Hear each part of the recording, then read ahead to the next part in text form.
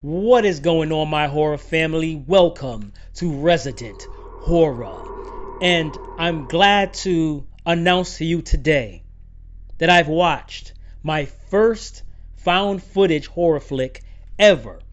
And it happened to be the VHS franchise. In particular, VHS 85, the newest one released, which is a throwback to 80s horror in film. Was it good? How was my experience? Let's find out. So I'm going to go ahead and just break this down into segments because this film is in segments.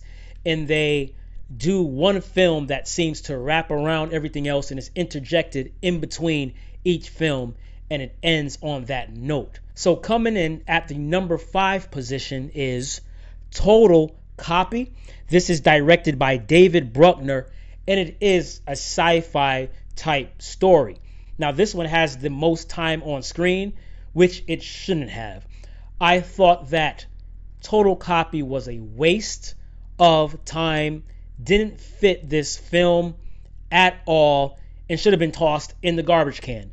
Now, because this has multiple stories, I didn't throw this in the trash, because if this was the only one and it was based on this, I would have thrown VHS 85 in the garbage, but I didn't. So Total Copy is about alien life that is being studied, and they're trying to enlighten it upon the ways of our dirty culture.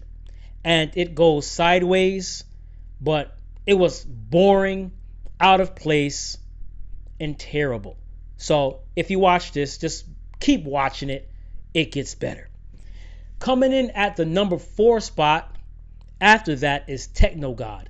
Now, I was conflicted with this one because I actually enjoyed the premise. Techno God is directed by Natasha Kermani, and this deals with technology and the virtual world and everything that's going on, and has this become our new god? Is the artificial life our new god that man has made, among many others? And I like the premise that they were going in, but I didn't like the way it was presented. But I do like the idea, and I want to see this flushed out more. But it was quite boring. You have a lady doing a monologue talking about how she, is against it and what are we doing with humanity, and she puts on a headset, something out of like the Nintendo Power Glove and that type of stuff. Out of place. I thought it was corny, but I did like the premise of what was going on. But by the time it picks up and you see the Techno God, it's over. So I can't really give this anything good. It comes in at the number 4 position. Very interesting idea. I wish that was flushed out more. Now, these last 3 couldn't be put in any order, but these are the order that I have. So don't judge these last 3 by the placement. Coming in at number 3, we have God of Death, directed by Gigi Saul Guerrero, and this was awesome.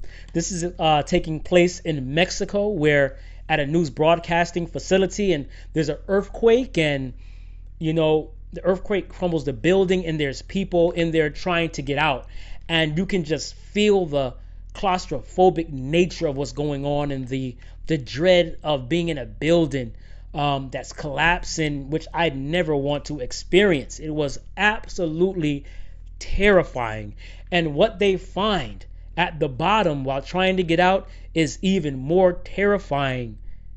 I'll leave it for you to go check it out, but I love what they did. And this one is in the 3rd position, but could easily be in the 1st position. Coming in at number 2 is Dream Kill, directed by Scott Dickerson, and boy oh boy, I was not ready for this.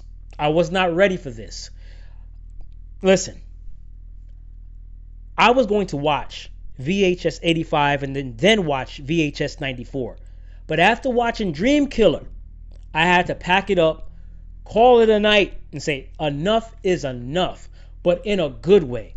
Dream Killer is about a VHS tape that is being delivered to the police station by a particular person, and this person dreams just sadistic murders sees them before they happen, and the videotape records it, and then he drops it off, and then these murders happen.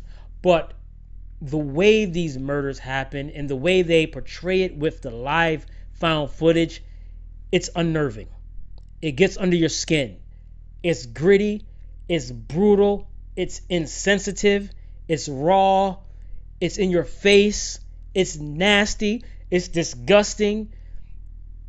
It's all of that and some more on top of that. But it was done so well, it just gets under your skin. Very hard to watch. I watch horror movies, and this kind of got into my skin because this is grisly murder, and it really got under my skin. It did something to me. Flashbacks of scenes, and it was rough, very rough. But that's not to take away from it. It was meant to be rough the way it's filmed. So it's not for the faint of heart. But Dream Killer is absolutely one of the ones to watch if you can stomach the violence that this thing puts forth. And that's all I got to say on that. But it was good, man. It was good. It was good. Coming in at number 1 on the segments is No Wake Ambrosia, directed by Mike Nelson. Listen. This is the reason to watch this. Between Dream Killer and this and God of Death is the reason to watch this. This starts off with some campers. They go to a lake that they're not supposed to be. It says, no trespassing. And this lake has a particular power. The water is very powerful, similar to the soil of Pet Sematary. That's all I'll say about that. And an incident takes place where a woman shows up or a man or something begins to take life while they are at that site. And after that, things happen, and things happen again, and things happen. And it was just amazing. I'm saying that because I don't want to ruin it for you guys. But just know that it is good. It is very good. I gave some hints away to what actually happens. If you're familiar with Pet Sematary, then you know if the water is like Pet Sematary, then you know what happens. But the way this was acted and portrayed, it was brilliant. The way these two stories intertwined, and actually Dream Killer should have been the wraparound story, because they could have wrapped it around with Ambrosia and No Wake, because he kind of saw these things beforehand. So I think Dream Killer should have been the wraparound story, and this film would have been excellent. But because of Total Copy's crap and Techno God's crappiness, I had to deduct a point from the entirety of the thing. So this gets a 4 out of 5 stars. 4 out of 5 stars.